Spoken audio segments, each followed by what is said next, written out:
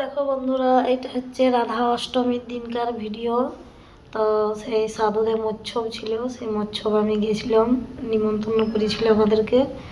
তো এই দেখো, এগুলো সাধুদের, ওনাদের কি নিয়ম জানি নেই, তো ওই নিয়মগুলো সব করছে। এটা যখন সেবা লিখছিল তখন আমি ভিডিওটা করেছি। তো জানি না এখন কি নিয়ম কানুন, সেই নিয়ম কানুনই ওনারা করছেন।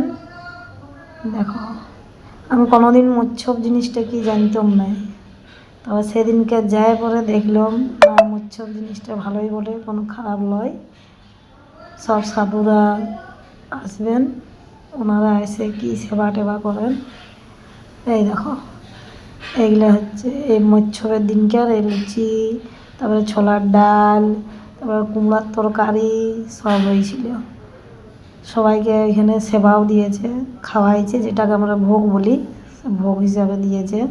এই দেখো, এইটা আমার জামাইবাবু, ওইটা এই দেখো ঝুড়ি নিয়ে যেটা দিচ্ছে, এইটা হচ্ছে আমার দিদি।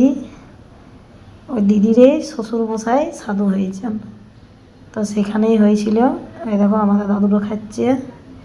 তো যাই হোক, গেছিলাম মৎসব জিনিসটা কি দেখলাম, ওইটাও আমার ইচ্ছা ছিল যে মৎসব জিনিসটা কি সেইটা দেখার।